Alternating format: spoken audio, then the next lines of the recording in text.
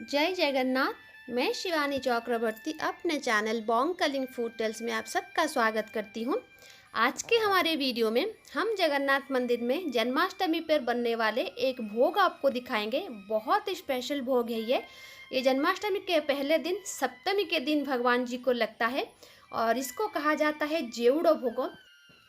मैंने अपनी last year की जन्माष्टमी के वीडियो में जो जगन्नाथ मंदिर के ऊपर था, जो जन्माष्टमी का एपिसोड, उसमें मैंने इस भोग की बात की थी और इस भोग को बनाने के लिए मैंने लास्ट ईयर भी ट्राई किया था, लेकिन जो इसका की इंग्रेडिएंट है जेवड़ा, वो मुझे नहीं मिला था क्योंकि वो बहुत रेयर चीज़ है। वो एक फ्रूट है, बहुत रेयरली मिलता है, लेकिन जब मैंने उसको ढूंढा था तब वो मुझे नहीं मिला था, तो मैंने उसको लास्ट ईयर में उसको नहीं बना पाई थी, लेकिन इस साल मुझे वो मिला है और मैं आपको बना के दिखाऊंगी। तो सबसे पहले चलिए जान लेते हैं कि जेवड़ो जो है वो किसे कहते हैं। जेवड़ो रेसिपी बनाने से पहले जान लेते हैं कि जेवड़ो है क्या। तो ये जो आपके सामने रखा है ये है जेवड़ो। ये एक फ्रूट है जो रामनवमी के दिन भी जगन्नाथ मंदिर में लगता है और जन्माष्टमी के दिन भी जगन्नाथ मंदिर में लगता है। जो रेसिपी आज हम बनाने वाले हैं उसका की इंग्रेडिएंट्स है ये, इसी का नाम है जेवड़ा। और इसको हिंदी में क्या बोलते हैं मुझे नहीं मालूम, इसको देख के आप पता कर लीजिए कि इसको क्या बोलते हैं। अभी ये पूरा पक चुका है क्योंकि जन्माष्टमी के टाइम पे मैं इसको यूज़ कर रही हूँ तो ये काफ़ी पक चुका है, लेकिन जब रामनवमी के टाइम पे ये मंदिर में यूज़ होता है तब वो कच्चा होता है। लेकिन कच्चा और पकने के बाद भी इसमें खटास होती है। और ये जो फल है इसको जब कभी बेबी होता है, लेबर पेन जो बहुत ज़्यादा होता है, उसको कम करने के लिए इस फ्रूट का इस्तेमाल किया जाता है। और क्योंकि जन्माष्टमी हो या रामनवमी हो, रामनवमी के दिन भगवान जगन्नाथ जो है माँ कौशल्या का रूप लेती है और जन्माष्टमी के दिन वो माता देवकी का रूप धारण करते हैं। क्योंकि मैं अपने बहुत सारे वीडियोज में कह चुकी हूँ जगन्नाथ जी अवतार नहीं हैं, वो अवतारी हैं, तो इसलिए वो खुद ही यशोदा देवकी बनकर श्री कृष्ण को जन्म देती है और कौशल्या बनकर श्री रामचंद्र जी को जन्म देती है। तो जब वो कोई माँ अपने बच्चे को पैदा करता है तो उसको बहुत तकलीफ होती है, तो उस तकलीफ को निवारण करने के लिए वो एक भोग के रूप में इन्हें दिया जाता है। और जो इसका नाम है जेवड़ो, या फिर उड़ीसा में उसको जेवड़ो भी बोलते हैं और जेवटो भी बोलते हैं। और ये मैंने मंगाया हुआ है। हमारे घर में एक बहुत बड़ा पेड़ है मेरे मायके में और वहाँ पर ये फ्रूट होता है। और सावित्री का जो व्रत होता है, वट सावित्री का व्रत, उसमें भी ये फल दिया जाता है, उसमें भी इस फल का उपयोग होता है। तो बहुत सारे तो नहीं थे, तो 2 थे उस पेड़ में, तो मैंने अपने घर से मंगाया है इसको और ये काफ़ी पक चुका है, मतलब अब ये बहुत नरम है। लेकिन ये अभी जाएगा उस सब्जी में। जो सब्जी हम बनाएंगे इसी फल के नाम से, वो सब्जी है जेवड़ो भोगो, जेवटो या फिर जेवड़ो भोगो। तो चलिए जान लेते हैं कि इस जेवड़ो के अलावा उस सब्जी में और क्या क्या सामान लगेगा। जेवड़ो को बाद देकर जो दूसरे वेजिटेबल्स इसमें लगेंगे वो है कद्दू। हमें कद्दू चाहिए होगा। और ये है देसी आलू, इसको उड़िया में बोलते हैं देसी आलू। ये है जिमीकंद, ये चाहिए होगा। ये है शक्करकंद, ये चाहिए होगी। और हमें चाहिए होगी अरबी, हमें चाहिए होगा कच्चा केला, हमें चाहिए होगा परवल। और ये है बनाना स्टेम, मतलब जो केले का जो पेड़ होता है, तो केला काटने के बाद तो अंदर से निकलता है, ये चाहिए होगा हमें।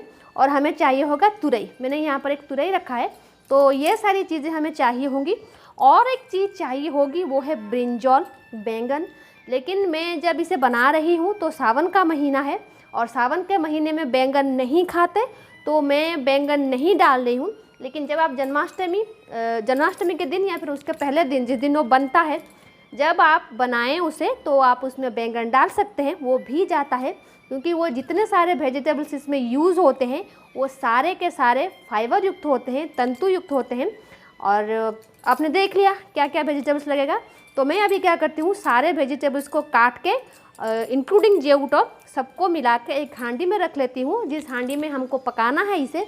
और मसाले में हमें चाहिए होगा मेथी दाना और मस्टर्ड, सरसों चाहिए होगा, ये दोनों चीज़ चाहिए होंगी। तो चलिए अभी बनाना शुरू करते हैं जेवड़ो तरकारी। तो अभी ये देखिए मैंने यहाँ पर हांडी चढ़ा दी है सारे वेजिटेबल्स को काट के। और उसमें थोड़ा हल्दी, थोड़ा नमक और आधा कप पानी देकर मैंने इस हांडी पे चढ़ा दिया है। जितने भी वेजिटेबल्स मैंने आपको दिखाए थे और जेवड़ो के सहित इंक्लूडिंग जेवड़ो मैंने सबको काट लिया है और उसको इसी तरीके से हांडी में चढ़ा के मैंने बिठा दिया है गैस पर। और जब ये आधा पक जाएगा तो उसके बाद जो हमें सामान इसमें डालने हैं वो उसके बाद हम डालेंगे, लेकिन अभी सिर्फ हल्दी और नमक डाल के इसको हम पकाएंगे। ये जो प्रक्रिया होती है ये भगवान जी को सप्तमी के दिन होती है, मतलब जो जन्माष्टमी उसके पहले दिन जो होता है वैसी दिन ये प्रक्रिया होती है। और रामनवमी के पहले दिन मतलब जो अशोकाष्टमी होता है उस दिन भी होती है। साल में 2 बार ये प्रक्रिया होती है, क्योंकि भगवान स्वयं को ही जन्म देती है। रामनवमी के दिन जो अष्टमी होता है, अशोकाष्टमी के दिन कौशल्या बन के श्री राम जी को जन्म देती हैं, और जो जन्माष्टमी होता है उसके पहले दिन वो देवकी बनकर श्री कृष्ण जी को जन्म देती हैं। सप्तमी के दिन संध्या धूप समाप्त होने के बाद भगवान जगन्नाथ जी को एक एक्स्ट्रा आरती होती है, जिसको कहा जाता है गर्भोदक वंदापना। गर्भोदक वंदापना इसलिए की जाती है क्योंकि भगवान जी उस दिन पेट से होते हैं, वो देवकी बने होते हैं, श्री कृष्ण जी उनके पेट में होते हैं। तो उनके पेट में एक कपड़ा बांध दिया जाता है ताकि वो दर्शा सकें कि वो गर्भवती हैं। तो उसके बाद उनको गर्भोदक वेदना होती है और वहाँ पर उनको गर्भोदक आरती की जाती है, और उसके बाद दूसरे प्रक्रिया शुरू होते हैं। ये जो स्पेशल आरती होती है ये एक ही दिन नहीं होती, बहुत सारे दिन होते हैं जहाँ पर भगवान जी को डेली आरती होने के बाद एक्स्ट्रा आरती होती है। कभी कुछ दिन ऐसे जब भोग स्पेशल लगते हैं, बहुत सारे दिन हो, जैसे बलदेव जयंती के दिन एक्स्ट्रा भोग लगता है, कुमार पूर्णिमा के दिन एक्स्ट्रा भोग लगता है, दशहरा के दिन एक्स्ट्रा भोग लगता है। किसी जो पर्वाणी भोग होते हैं, जो विशेष पर्व के दिन भोग लगते हैं, जब वो भोग लगता है तब भी स्पेशल आरती, एक्स्ट्रा आरती होती है। और जो जगन्नाथ जी की आरती करते हैं वो माँ लक्ष्मी जी की आरती करते हैं और मदन मोहन के भी आरती वही करते हैं। तो गर्भोदक आरती होने के बाद भगवान जी को भोग लगता है जेवड़ो भोग। जेवड़ो एक फ्रूट है, एक अम्लयुक्त फ्रूट है जो बहुत खट्टा होता है, और गांव में इसको जो गर्भवती महिलाएं होती हैं उनको औषधि के रूप में दी जाती है और फल के रूप में भी दी जाती है, ताकि जब वो गर्भवती होती हैं, जो लेबर पेन होता है, गर्भ यंत्रणा होती है, उसको प्रशमित करने के लिए ये उन्हें दी जाती है। और इसी दिन क्योंकि श्री कृष्ण जी श्री जगन्नाथ जी के पेट में होते हैं तो उन्हें भी वही पीड़ा होती है, मतलब सांकेतिक हिसाब से वो दी जाती है कि उनको भी वही पीड़ा होती है जो नॉर्मली एक महिला को होती है जब वो गर्भवती होती हैं। तो उस चीज़ को दिखाने के लिए तो इसी से बनी हुई एक सब्जी भगवान को दी जाती है, जिसको कहा जाता है जेवड़ो तरकारी। और ये इसलिए दी जाती है ताकि इसको खाकर भगवान जी की जो प्रसव वेदना है वो लाघव हो सके, उनको ज़्यादा तकलीफ़ ना हो। ये सारी चीज़ें जन्माष्टमी के पहले दिन होती हैं।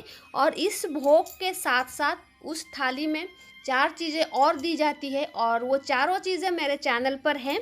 एक दी जाती है ओरिया, दूसरा दी जाती है झिली, तीसरा है साग, और दूसरा एक सब्जी दी जाती है, और उसके साथ ये जेवड़ो दी जाती है। ये सारी चीज़ें मेरे चैनल पर पहले से हैं। तो लेकिन जो जेवड़ो भोग, स्पेशल जेवड़ो भोग होता है वो ये भोग है। दुनिया में किसी भी मंदिर में ये परंपरा नहीं निभाई जाती जो कि जगन्नाथ मंदिर में निभाई जाती है, इसलिए ये मंदिर सबसे स्पेशल है, इसकी परंपरा सबसे स्पेशल है।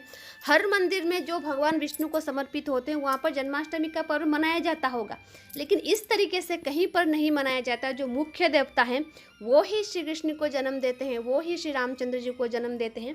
जैसा मैंने कहा, मंदिर निराला है, प्रथा परंपराएं सब निराले हैं। तो चलिए देख लेते हैं जो हमने सब्ज़ी बनाई थी वो पका है कि नहीं। तो अभी देखिए मैं आपको 10 मिनट के बाद दिखा रही हूँ। ये देखिए ये बहुत अच्छी तरीके से पकने लगा है, आधा तकरीबन ये पक चुका है। तो अभी हम इसमें एक पेस्ट डालेंगे, और वो पेस्ट है ये। इसमें मैंने 2 बड़े चम्मच लिए हैं सरसों, 1 छोटा चम्मच मैंने लिया है मेथी का दाना, और 1 छोटा चम्मच मैंने लिया है जीरा। 1 छोटा चम्मच जीरा, 1 छोटा चम्मच मेथी दाना, 2 बड़े चम्मच सरसों और 1 छोटा चम्मच काली मिर्च। इन चारों को मिला के मैंने ये पेस्ट बनाया है। अभी उसको हम इसमें डालेंगे, और ये चारों मसाले कंपलसरी हैं, आप इनमें से कोई भी चीज़ स्किप नहीं कर सकते, क्योंकि जो उसका स्वाद है इसी से आएगा। और एक चीज़ मैं आपको बता दूं, अगर आपको जेवड़ा नहीं मिलता, हर जगह पर ये अवेलेबल होगा ये ज़रूरी नहीं है, लेकिन बंगाल में मिलता है, उड़ीसा में मिलता है, दूसरे जगह पर ये मिलता है या नहीं मुझे नहीं पता, और हिंदी में इसको क्या बोलते हैं वो भी मुझे नहीं पता। अगर जो मैंने दिखाया है आपको, अगर वो आपको मिलता है तो ठीक है, अगर नहीं मिलता है तो उसको छोड़ के बाकी सारी वेजिटेबल्स को डाल के आप ये सब्ज़ी बना सकते हैं और भगवान को दे सकते हैं भोग के हिसाब से, क्योंकि ये जब बनता है तो भोग के हिसाब से भक्तों को मिलता भी है, तो आप उसको स्किप करके बना सकते हैं वैसे। लेकिन जो ये भोग ऑफ़र करने की जो विधि है, जिस वजह से ये ऑफ़र की जाती है, वो प्रक्रिया शायद हमारे घर में ना हो, क्योंकि हमारे घर में जो जगन्नाथ जी हैं, कि आपके घर में भी होंगे, वो जन्माष्टमी के दिन उनके साथ वो विधियां नहीं होती जो जगन्नाथ मंदिर में जगन्नाथ जी के साथ होता है, वो उसी मंदिर में ही होता है, सिर्फ जगन्नाथ मंदिर में होता है। इसलिए ये भगवान जी को पेन से रिलीफ देने के लिए ये सब्ज़ी दी जाती है जेवड़ो। तो आप जेवड़ो को निकाल के ये सब्ज़ी भी दे सकते हैं, ये भगवान की एक करी है। और उसके बाद हम इसमें डालेंगे नारियल, कसा हुआ नारियल। ये आप अपने हिसाब से दे सकते हैं कितना आप देना चाहें। तो मैंने यहाँ पर एक बड़ा चम्मच कसा हुआ नारियल दिया है। तो अभी वापस से हम इसको ढक देंगे जब तक ये 70 से 80% तक ना पक जाए, मतलब थोड़ा मेशी मेशी हो जाए। उसके बाद हम इसमें दूसरा सामान डालेंगे। अभी देखिए मैं आपको और 10 मिनट के बाद दिखा रही हूँ। ये देखिए, भाई मैं इसको मिला के आपको दिखाऊंगी कि ये पका है कि नहीं। ये देखिए सारी सब्जियां अच्छी तरीके से पक चुकी हैं। ये देखिए, तो सब्ज़ी तो हमारी बन के रेडी है। अभी हमें इसमें एक चीज़ डालनी है और वो है इमली का पानी। ये जो सब्ज़ी होती है ये बहुत ही ज़्यादा खट्टा होता है। जो जेवड़ा हमने डाला है वो तो खट्टा है ही, लेकिन उसके बाद भी इसमें खट्टी चीज़ें डाली जाती हैं। जब रामनवमी पे ये बनता है तो वहाँ पर कच्चा आम मिलता है तो वो डाला जाता है, लेकिन जब ये जन्माष्टमी पे बनता है तो इसमें एलिफेंट एप्पल दिया जाता है, जिसको कि उड़िया में ओ बोलते हैं और बंगाली में उसको चालथा बोलते हैं, वो दिया जाता है। और उसके साथ साथ इमली दी जाती है। तो मेरे पास अभी ओ मतलब जो एलिफेंट एप्पल है वो नहीं है, लेकिन इसमें इमली दी जाती है, इसलिए मैं अभी इसमें इमली दे रही हूँ। और ये प्रोसेस इमली है तो ये थोड़ा ज़्यादा खट्टा होता है, इसलिए मैंने बहुत कम इसमें डाला है।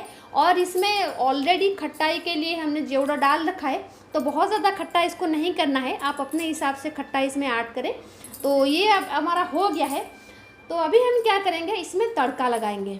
ये जो सब्जी है, एक मैंने डाला था मोरीची पानी, आपको याद होगा शायद 1 महीना पहले मैंने डाला था मोरीची पानी।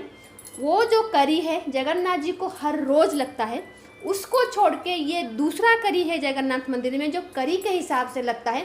एक था मरीचा पानी, दो है जेवड़ा। ये दोनों भोग तो करी के हिसाब से भगवान को लगते हैं। और ये मंदिर की तरफ से जो राजभोग होता है, ये दोनों करी राजभोग है। और जो भोग मंडप में भोग मिलता है वो राजभोग नहीं है, वो भौंड भोग है। उसमें तो बहुत सारे टाइप के सब्जी मिलते हैं, लेकिन ये जगन्नाथ मंदिर का दूसरा करी है जो भगवान जी के पास भोग लगता है राजभोग में। तो चलिए, सब्जी तो हमारी बन गई है, अभी हम इसमें तड़का लगाएंगे। तो अभी तड़का लगाने के लिए मैंने यहाँ पर घी गरम कर लिया है और उसमें हम थोड़ा सा राई डालेंगे। ये देखिए मैंने गैस को ऑफ कर लिया है, फिर भी मिट्टी का पॉट है, किस तरीके से उबल रहा है ये मैं आपको दिखाना चाहती थी। ये देखिए मैंने गैस को ऑफ कर लिया है, ऑलरेडी गैस ऑफ है। तो अभी हम क्या करेंगे, इस घी में हम डालेंगे सरसों। सिर्फ सरसों ही डालना है और कुछ नहीं डालना है, और उसको इसमें डाल देना है और ढक देना है। तो उसको इस तरीके से ढक के हम रख देते हैं आधे घंटे के लिए, क्योंकि जितना इसमें और थोड़ा मॉइस्चर है, थोड़ा ये ऑब्जॉर्व कर ले, मिट्टी का पॉट है, थोड़ा ऑब्जॉर्व कर ले। और उसके बाद मैं आपको दिखाऊंगी कि ये सब्ज़ी कैसी बनी है। तो ये देखिए, ये है जेवड़ो तूणा जो बन के तैयार है, जो जन्माष्टमी के पहले दिन प्रभु जगन्नाथ जी को दिया जाता है। यहाँ पर हमने सब्ज़ी बनाई थी, वो तो हमने दिखाई थी। और उसके ऊपर ये जो मुत्तो मुड़ा हुआ है, मतलब उसके ऊपर गार्निशिंग की जाती है। ये बीरी की बड़ी है, जो बड़ी मैंने आपको दिखाई थी वो मेरे चैनल पर है। वो उसमें मुत्तो मुड़ा और थोड़ा सा दही मैंने दिया है। ये तो नारियल है, उसके नीचे थोड़ा सा दही मैंने दिया, क्योंकि खट्टी चीज़ें बहुत सारी चीज़ें हमने इसमें डाल दी हैं, तो और ज़्यादा खट्टा मैं नहीं करना चाहती थी। लेकिन जब भगवान को परोसा जाता है तो इसके ऊपर थोड़ी सी दही और ये बीरी बड़ी दी जाती है। इस साल रथ यात्रा में मैंने कि भोग डाला था बॉडी खिरिसा, तो उसके ऊपर मैंने जिस तरीके से दही और बॉडी का गार्निशिंग किया था, तो ये उसी तरीके का है, इसमें भी उसी तरीके की गार्निशिंग होती है। तो ये हो गई आज की हमारी रेसिपी, ये जन्माष्टमी की रेसिपी है जगन्नाथ टेम्पल की। तो आई होप ये रेसिपी आपको अच्छी लगी होगी। तो आज के लिए इतना ही, रहते हैं। जय जगन्नाथ, जय माँ काली।